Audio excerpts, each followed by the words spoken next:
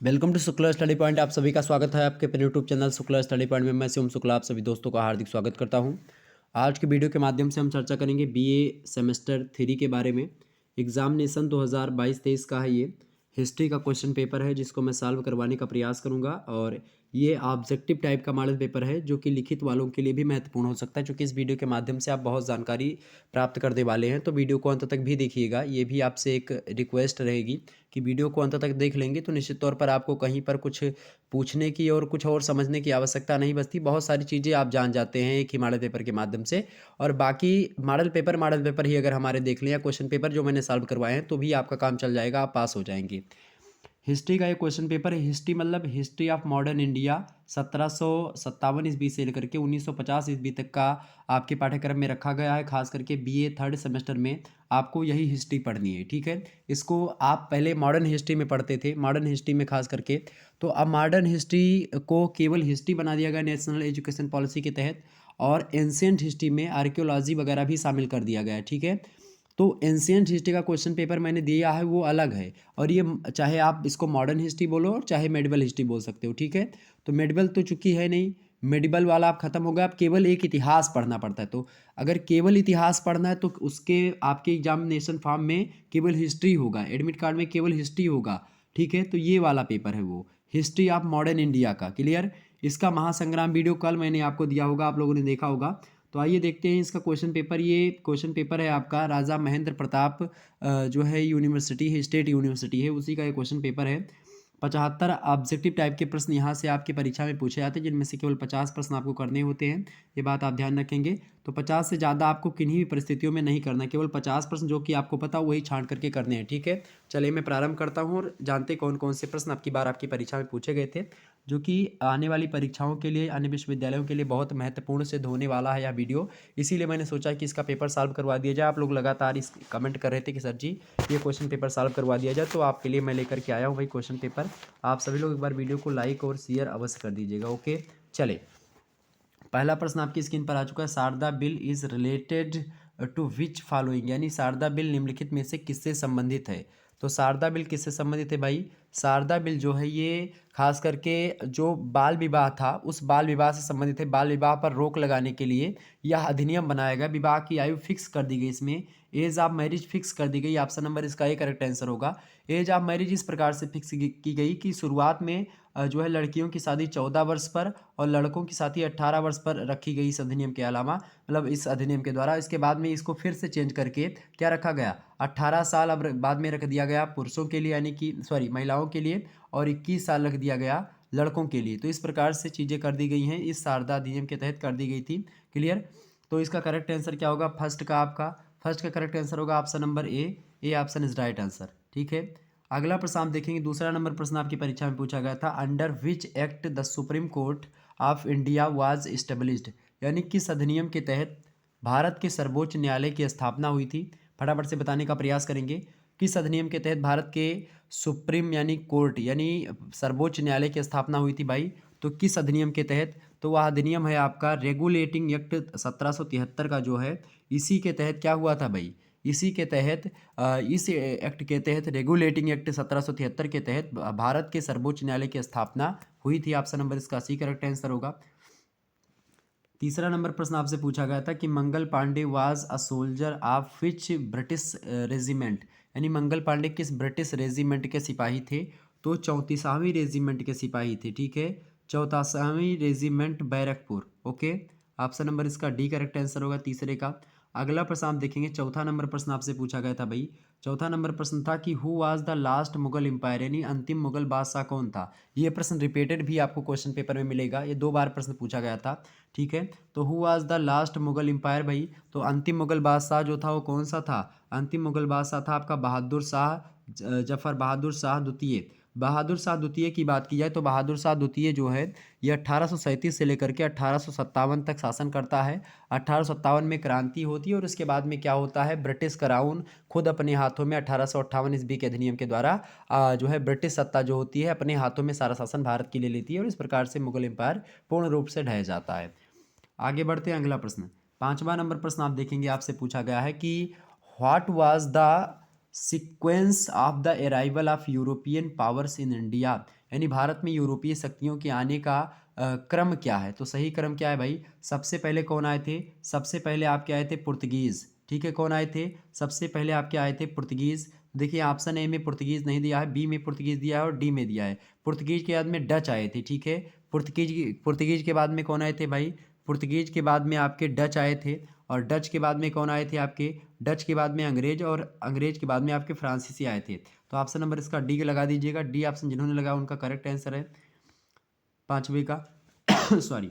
अगला प्रश्न आप देखेंगे, छठवां नंबर प्रश्न आपसे पूछा गया था कि where was the political capital of Ranjit Singh empire, यानी रणजीत सिंह के साम्राज्य की राजनीतिक राजधानी कहाँ थी? फटाफट से बताएंगे छठवें का करेक्ट आंसर क्या होगा। बिल्कुल इनकी राजधानी जो थी लाहौर थी। ऑप्शन नंबर इसका ए करेक्ट आंसर होगा, लाहौर। ठीक है, और राजा रणजीत सिंह की बात की है तो 1799 से लेकर के 1837 तक ये पंजाब के राजा रहे हैं। ठीक है, बात भी ध्यान रखेंगे। आगे बढ़ते हैं। सातवां नंबर प्रश्न आप देखेंगे, Arya Samaj was established in which year, Arya Samaj की स्थापना किस वर्ष हुई थी? आर्य समाज की स्थापना किस वर्ष हुई थी भाई? सातवें का करेक्ट आंसर क्या होगा? आर्य समाज की स्थापना जो हुई थी वो 10 अप्रैल को हुई थी। कब हुई थी? मुंबई में हुई थी 10 अप्रैल को। कब हुई थी भाई? कब हुई थी? तो 1875 में, 1875 ईस्वी में, यानी कि सी ऑप्शन आपका करेक्ट आंसर होगा। 1875 में 10 अप्रैल 1875 को मुंबई में दयानंद सरस्वती ने इसकी स्थापना करी थी। ऑप्शन नंबर इसका सी करेक्ट आंसर होगा। और ब्रह्म समाज की स्थापना पूछे तो राजा राम मोहन राय बताएंगे। अगला प्रश्न आपसे पूछेगा, आठवां नंबर पूछा गया था कि आउट ऑफ दीज व्हिच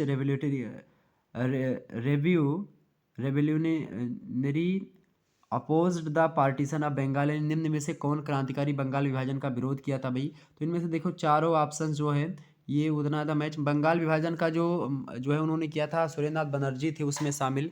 ठीक है, और बाकी और भी लोग थे, तो सुरेंद्रनाथ बनर्जी उसके नेतृत्वकर्ता थे। आगे बढ़ते तो यहाँ पर दिया नहीं है, तो ये प्रश्न थोड़ा संदिग्धता में रखिएगा। अगला प्रश्न आप देखेंगे, नौवां नंबर प्रश्न आपसे पूछा गया था। नौवां नंबर प्रश्न पूछा गया था कि स्ट्रेची कमीशन फॉर फेमिन फाइमिन मतलब 1880 का जो आया था वाज क्रिएटेड बाय, यानी कि स्ट्रेची आयोग अकाल हेतु 1880 दिया गया था। तो ये किसके द्वारा दिया गया था? आपसे प्रश्न ये पूछा गया है। तो स्ट्रेची आयोग अकाल हेतु 1880 में जो कानून बना था, अधिनियम बना था, मतलब जो कमीशन बना था, वो किसके द्वारा बना था? तो करेक्ट आंसर इसका क्या होगा भाई?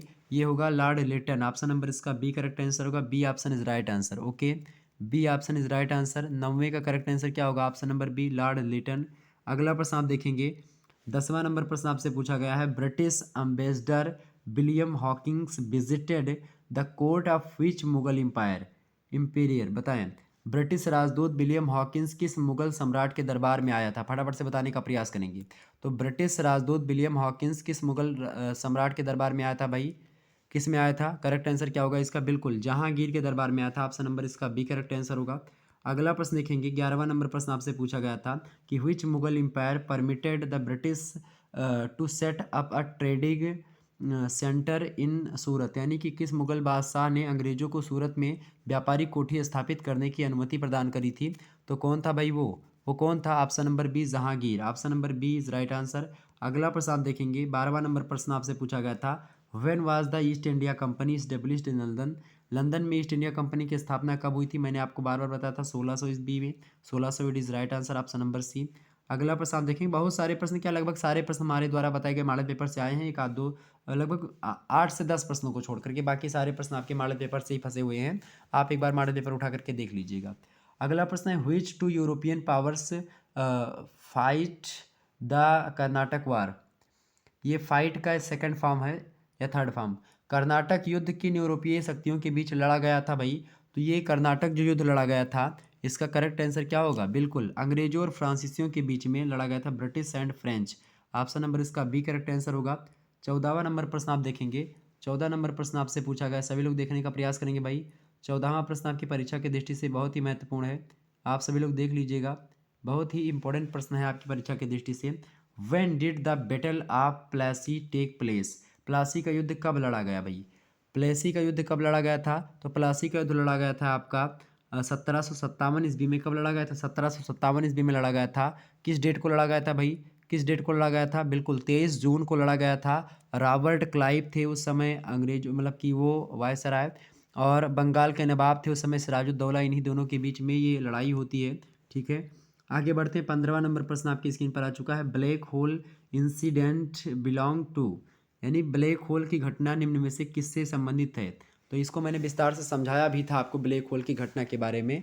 आप सभी लोगों ने अगर चैप्टर वाइज वीडियो देखा होगा, निश्चित तौर पर 3-4 चैप्टर मैंने पढ़ाए थे, उन्हीं उन्हीं में ही ब्लैक होल को मैंने समझा दिया था पूरा, और हर मॉडल पेपर में भी ब्लैक होल की घटना को मैंने आपको समझाया है।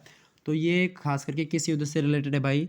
ये आपका रिलेटेड है प्लासी के युद्ध से, क्योंकि जो ब्लैक होल की घटना होती है वो घटना 20 जून 1756 ईस्वी को होती है। ठीक है, अगला प्रश्न आप देखेंगे।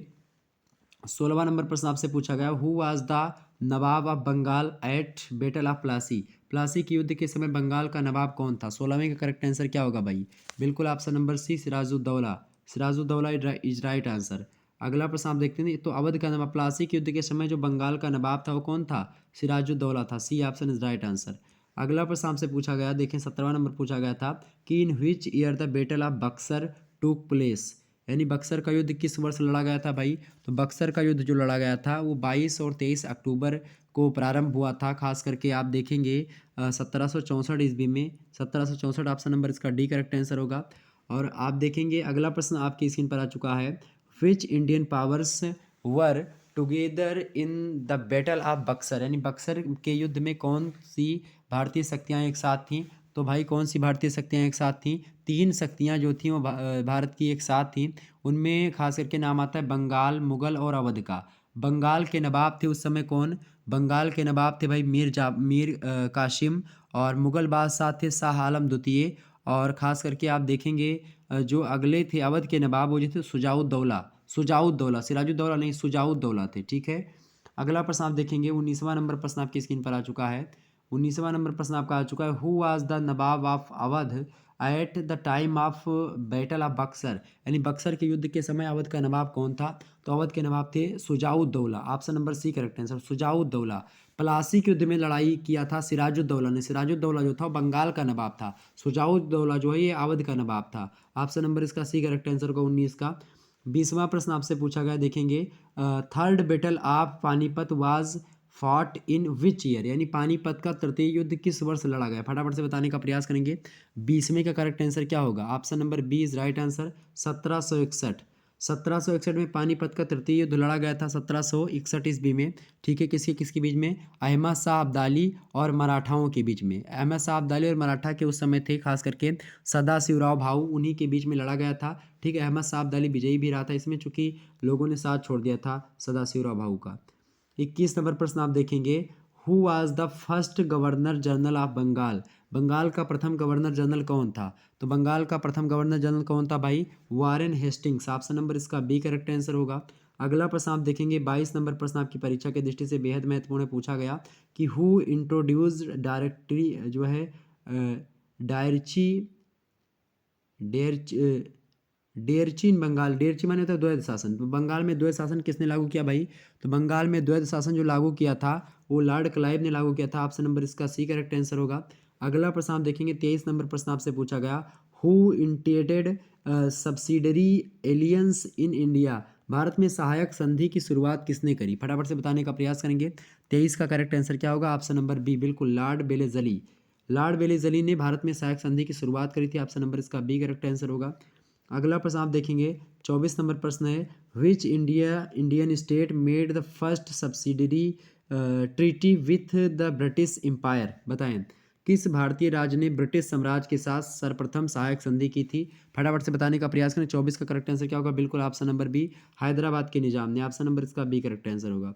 अगला प्रश्न आप देखेंगे, 25 नंबर प्रश्न आप देखेंगे, लास्ट मुगल इंपेरियर वाज, यानी अंतिम मुगल बादशाह कौन था? तो अभी भी मैंने बताया था अंतिम मुगल बादशाह कौन था भाई? बहादुर शाह द्वितीय। ऑप्शन नंबर इसका सी करेक्ट आंसर होगा। अगला प्रश्न आप देखते हैं, 26 नंबर प्रश्न था, Haider Ali belonged to which state? Haider Ali किस राज्य से संबंधित था भाई?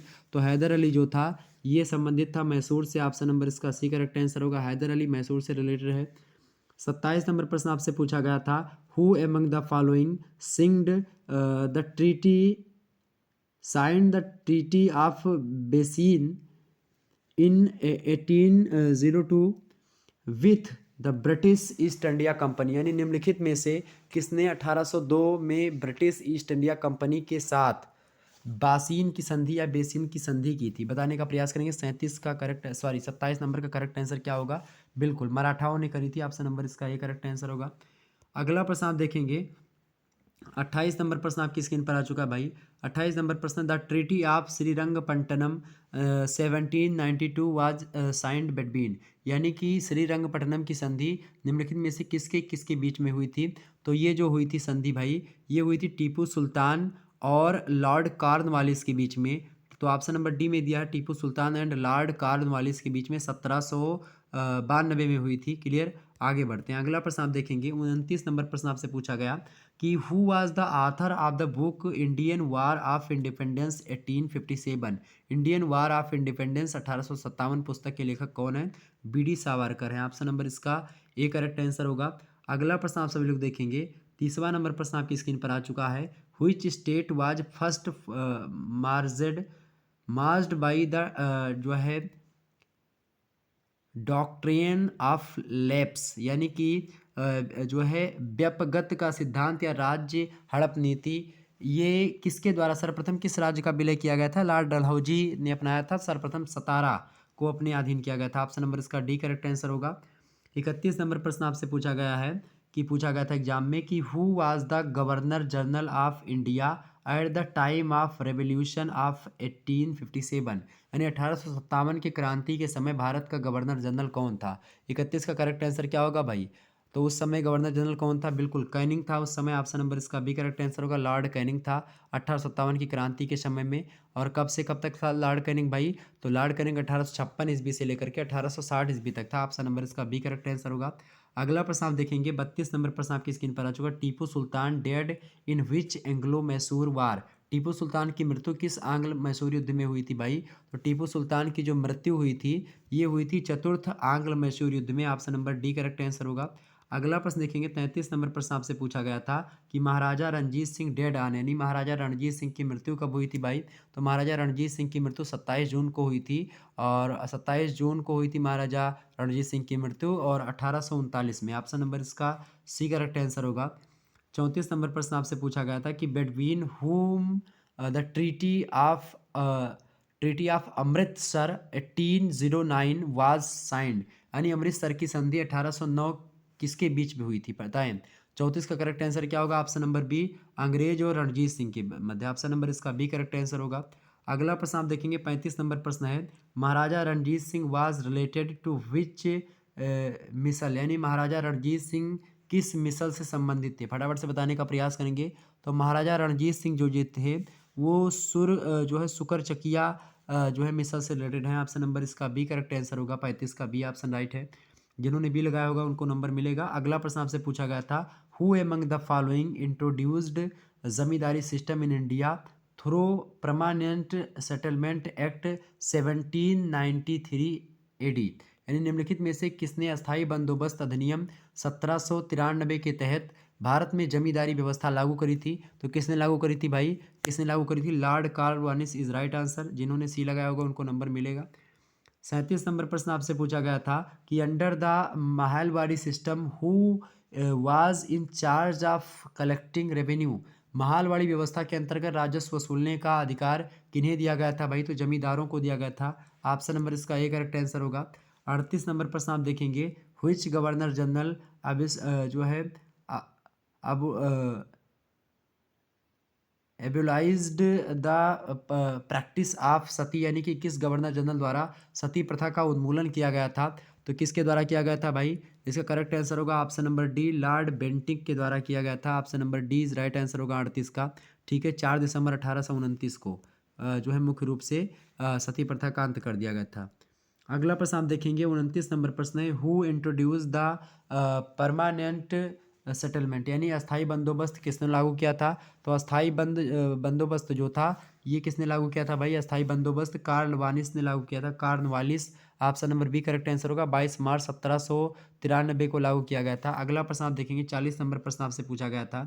40 नंबर प्रश्न क्या पूछा गया था भाई कि हु फाउंडेड द ब्रह्म समाज, ब्रह्म समाज की स्थापना किसने करी थी भाई? तो ब्रह्म समाज की स्थापना करी थी स्वामी दयानंद जी ने। किसने करी थी? स्वामी दयानंद सरस्वती ने ब्रह्म समाज की स्थापना करी थी? आपसे Arya Samaj, sorry sorry sorry sorry, 40 का करेक्ट आंसर क्या होगा ऑप्शन नंबर?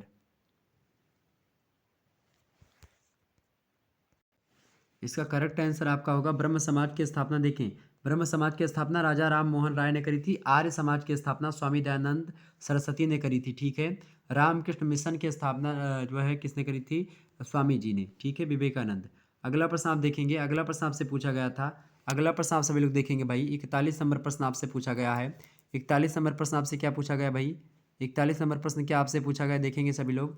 41 नंबर प्रश्न है कि what was the childhood name of Swami Vivekananda? Swami Vivekananda के बचपन का क्या नाम था भाई? उनके बचपन का नाम था नरेंद्र नाथ दत्त। ऑप्शन नंबर इसका बी करेक्ट आंसर होगा। अगला प्रश्न आप देखेंगे, 42 नंबर प्रश्न आपका आ चुका है। Where was Arya Samaj established? आर्य समाज की स्थापना कहाँ पर हुई थी? तो आर्य समाज की स्थापना जो हुई थी भाई, वो कहाँ पर हुई थी? आर्य समाज की स्थापना बम्बई में हुई थी। ऑप्शन नंबर इसका डी करेक्ट आंसर होगा। 42 का D option is right answer. जिन्होंने डी लगाया होगा उनका करेक्ट आंसर है बम्बई में। मैंने ऑलरेडी आपको इससे पहले बताया होगा, ठीक है, क्लियर। मुंबई में 10 अप्रैल को हुई थी स्थापना, 10 अप्रैल को, ठीक है, 1875 में, क्लियर। आगे बढ़ते हैं। 43 नंबर प्रश्न आपका आ चुका है। 43 नंबर प्रश्न आप सभी लोग देखेंगे।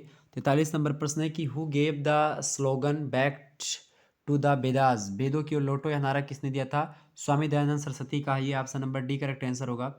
अगला प्रश्न आप देखेंगे, 44 नंबर प्रश्न आपका है, when did Swami Vivekananda participate in world religion conference? Swami Vivekananda ने विश्व धर्म सम्मेलन में कब भाग लिया था भाई, बताएं। तो इन्होंने कब भाग लिया था? स्वामी विवेकानंद जी ने, तो स्वामी विवेकानंद जी ने जो है भाग लिया था, जो है 11 सितंबर को भाग लिया था। और कब लिया था? 1893 ईस्वी में, ठीक है। Option number C correct answer होगा 44 नंबर का, सी ऑप्शन 1893 डी।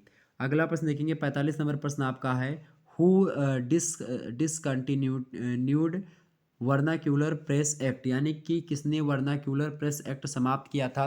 तो वर्नाक्यूलर प्रेस एक्ट, वर्नाक्यूलर माने होता है देसी, ठीक है, ध्यान रखेंगे। तो वर्नाक्यूलर प्रेस एक्ट समाप्त किया था, किसने समाप्त किया था भाई? तो 45 का करेक्ट आंसर क्या होगा? Option number B, B option, Lord Ripon ने समाप्त किया था। किसने? जो है रिपन ने समाप्त किया था vernacular press act. Option number 45 का करेक्ट आंसर क्या होगा? 45 का बी ऑप्शन होगा। लॉर्ड रिपन ने समाप्त करा था और लागू किसने किया था? तो लॉर्ड लिटन ने लागू किया था, क्लियर, समझ में आ रही बातें? ध्यान रखेंगे थोड़ा सा इसको।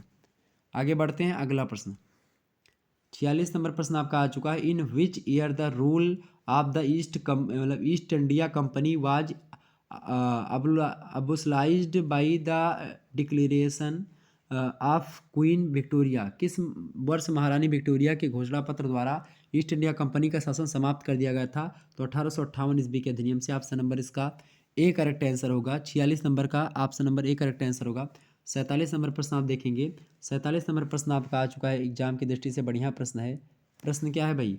Who is known as father of local self government? स्थानीय स्वशासन के पिता के रूप में किसे जाना जाता है? फटाफट से बताने का प्रयास करेंगे। तो स्थानीय स्वशासन के पिता के रूप में किसे जाना जाता है भाई? स्थानीय स्वशासन के पिता के रूप में जाना जाता है लॉर्ड रिपन को। ऑप्शन नंबर इसका बी करेक्ट आंसर होगा। इसने अच्छे काम करे थे। अगला प्रश्न आप देखेंगे, 48 नंबर प्रश्न है, who was the responsible for the partition of Bengal in 1905? 1905 ईस्वी में हुए बंगाल विभाजन हेतु कौन उत्तरदायी था, बताएं। तो कौन उत्तरदायी था भाई इसके लिए कौन उत्तरदायी था बंगाल विभाजन के लिए? इसके लिए उत्तरदायी था लॉर्ड कर्जन। ऑप्शन नंबर इसका बी करेक्ट आंसर होगा।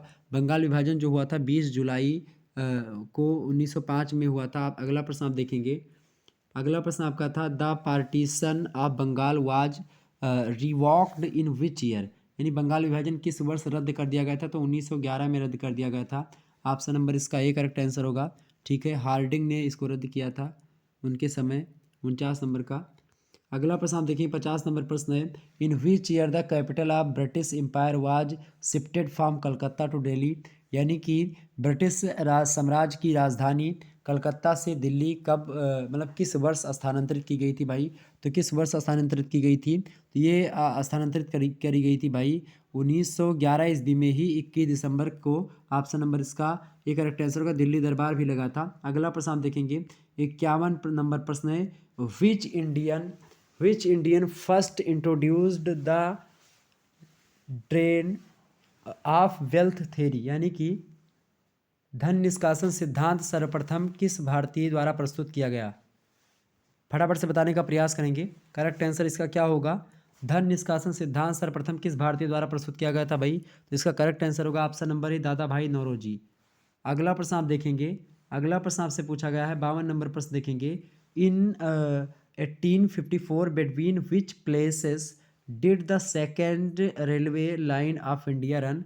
1854 ईस्वी में भारत की दूसरी रेलवे लाइन किन स्थानों के बीच चलाई गई थी भाई? तो बम्बई से थाने देखिए पहली चलाई गई थी, और कलकत्ता से रानीगंज शायद ये दूसरी चलाई गई थी। तो ऑप्शन नंबर इसका बी करेक्ट आंसर होगा।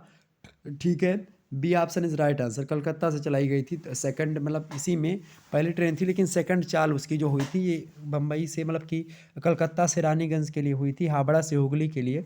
ठीक है, इसका भी पहली तो बम्बई से थाने चली थी। अगला प्रश्न आप देखेंगे 53 नंबर प्रश्न आपका आ चुका है, in which year the first train ran in India?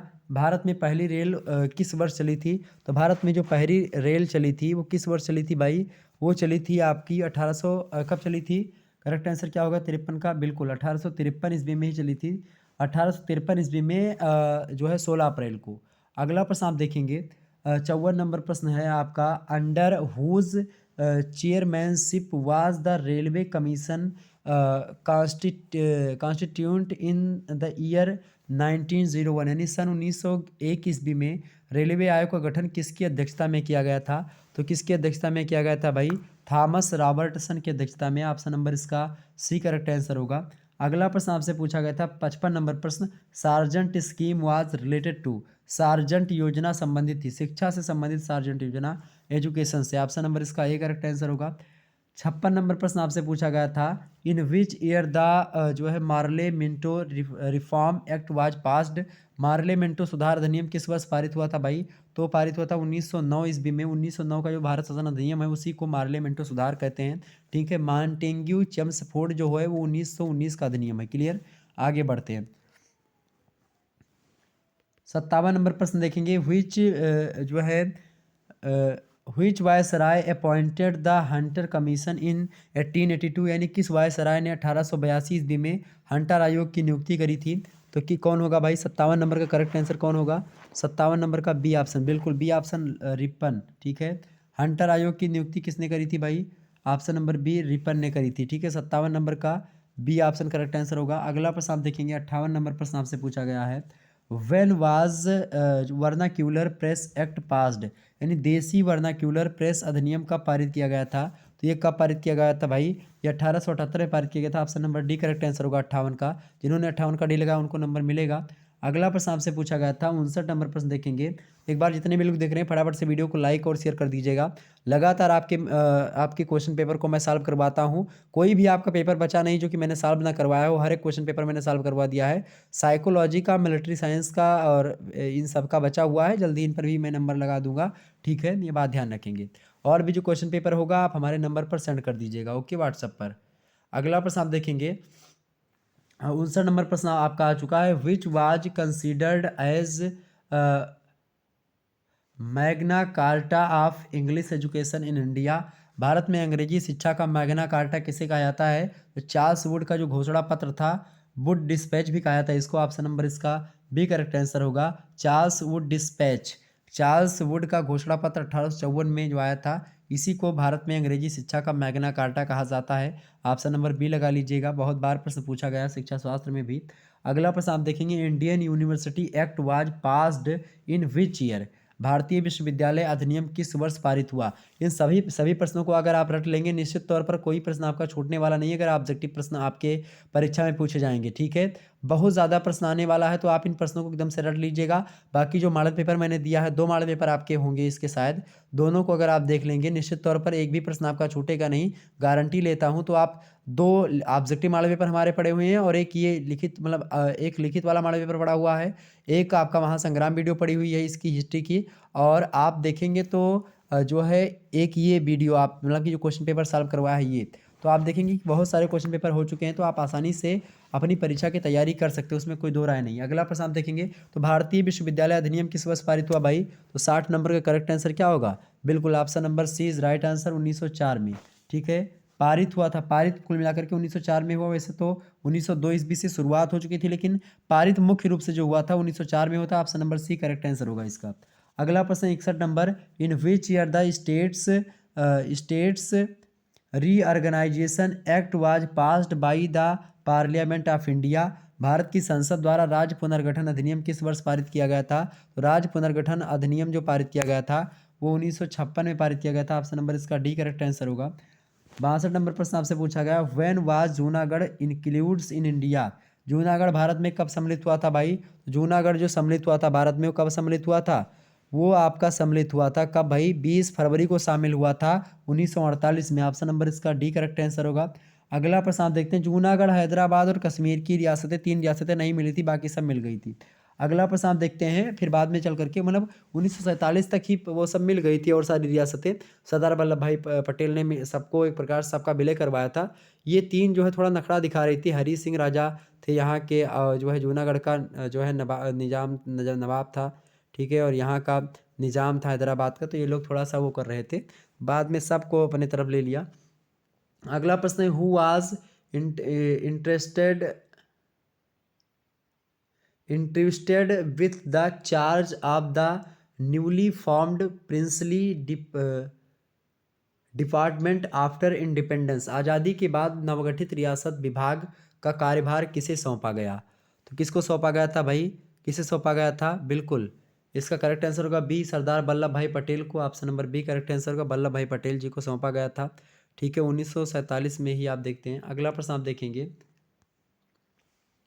64 number प्रश्न आपसे पूछा गया, who proposed the creation of a separate Muslim state Pakistan in 1933? किसने 1933 ईस्वी में एक पृथक मुस्लिम राज्य पाकिस्तान का प्रस्ताव दिया था? मोहम्मद अली जिन्ना बहुत पहले से चिल्ला रहे थे, 1933 से ही हर जगह जाते थे, वहीं कहते थे हमको एक मुस्लिम राष्ट्र चाहिए। अगला प्रश्न देखेंगे, who was the founder of the राष्ट्रीय स्वयं सेवक संघ यानी आरएसएस? राष्ट्रीय स्वयं सेवक संघ आरएसएस के संस्थापक कौन थे भाई? कौन थे? बलिराम केशवराव हेडगेवार। ऑप्शन नंबर इसका सी करेक्ट आंसर होगा। अगला प्रश्न आप देखेंगे, 66 नंबर प्रश्न है, which act introduced the separate electorate in India? यानी कि भारत में पृथक निर्वाचक मंडल की शुरुआत किस अधिनियम के द्वारा की गई? तो 66 नंबर का करेक्ट आंसर क्या होगा? ऑप्शन नंबर सी आपका, यानी भारत परिषद अधिनियम 1909 के द्वारा। ऑप्शन नंबर इसका सी करेक्ट आंसर होगा। अगला प्रश्न 67 नंबर प्रश्न देखेंगे, when was the famous Lucknow pact done? प्रसिद्ध लखनऊ समझौता कब हुआ था भाई? तो प्रसिद्ध लखनऊ समझौता जो हुआ था वो कब हुआ था? वो दिसंबर महीने में हुआ था और खास करके 1916 में हुआ था। ऑप्शन नंबर इसका सी लगा देंगे। ठीक है, प्रसिद्ध लखनऊ समझौता। अगला प्रश्न आप देखते हैं, 68 नंबर प्रश्न आपका है, when was the communal award announced? यानी कि अनाउंस्ड। ठीक है, when was the communal award announced? यानी सामाजिक समझौता की घोषणा कब की गई? सॉरी, सांप्रदायिक समझौता की घोषणा। सांप्रदायिक समझौता की जो घोषणा की गई थी वो कब की गई थी भाई? वो की गई थी आपकी 1932 में। ऑप्शन नंबर इसका ए करेक्ट आंसर होगा। अगला प्रश्न आप देखेंगे, 69 नंबर प्रश्न है, when was Muslim league established? Muslim league की स्थापना कब हुई भाई? तो मुस्लिम लीग की स्थापना हुई थी 30 दिसंबर 1906 ईस्वी में। ऑप्शन नंबर इसका ए करेक्ट आंसर होगा, जिन्होंने ये लगाया उनको नंबर मिलेगा। अगला प्रश्न आप देखेंगे, पूछा गया था, who was said the father of local self government? मतलब स्थानीय स्वशासन का जनक किसे कहा जाता है? स्थानीय स्वशासन का जनक जो कहा जाता है वो किसको कहते हैं भाई? वो किसको कहते हैं स्थानीय स्वशासन का जनक? स्थानीय स्वशासन का जनक किसको कहते हैं भाई, फटाफट से बताने का प्रयास करेंगे। तो इसका करेक्ट आंसर होगा बिल्कुल option number A, Ripon. Lord Ripon को स्थानीय स्वशासन का जनक कहा जाता है।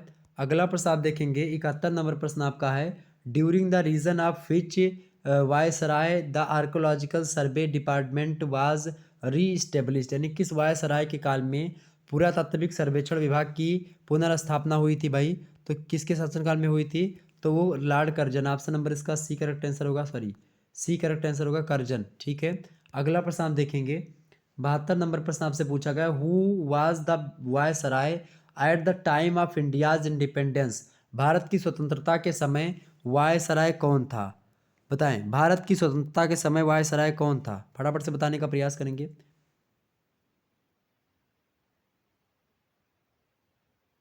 कौन था भाई, बिल्कुल लॉर्ड माउंटबेटन। ऑप्शन नंबर इसका डी करेक्ट आंसर होगा, 72 का D option is right answer.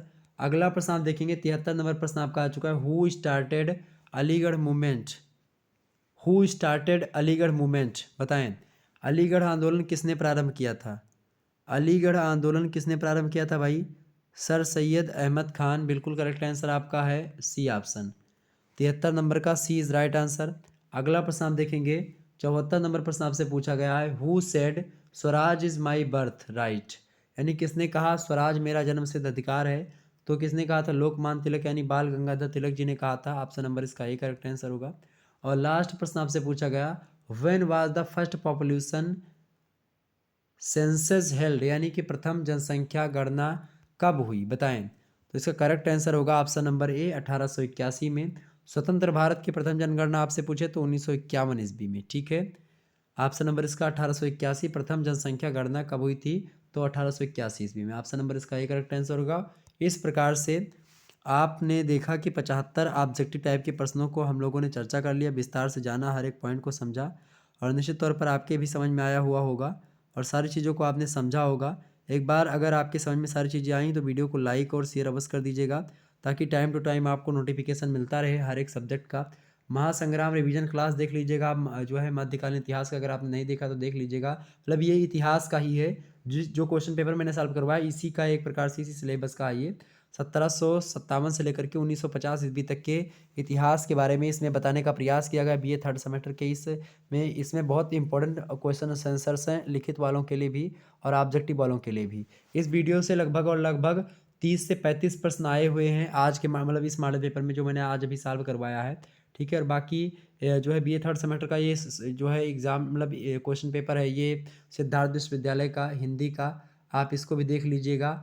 ये लिखित वालों के लिए बहुत महत्वपूर्ण है, खास करके डॉक्टर राम मनोहर लोहिया, मतलब अलग अलग विश्वविद्यालय, चूँकि सिद्धार्थ को सिलेबस हिंदी का बदला हुआ है, तो आप अगर इसको जो है बाकी देखेंगे तो कुछ जो क्वेश्चंस है वो आपके लिए इंपॉर्टेंट है, बाकी जो आपका गद्यांश दिया गया है वो गद्यांश इस क्वेश्चन पेपर का आपके लिए इंपॉर्टेंट नहीं है, क्योंकि वो गद्यांश दूसरे से, बाकी आपके गद्यांश अलग तरीके से आएंगे। जो मैंने मॉडल पेपर आपको बनाया है वो वीर बहादुर सिंह पूर्वांचल का एकदम वैसे मॉडल पेपर है, ठीक है।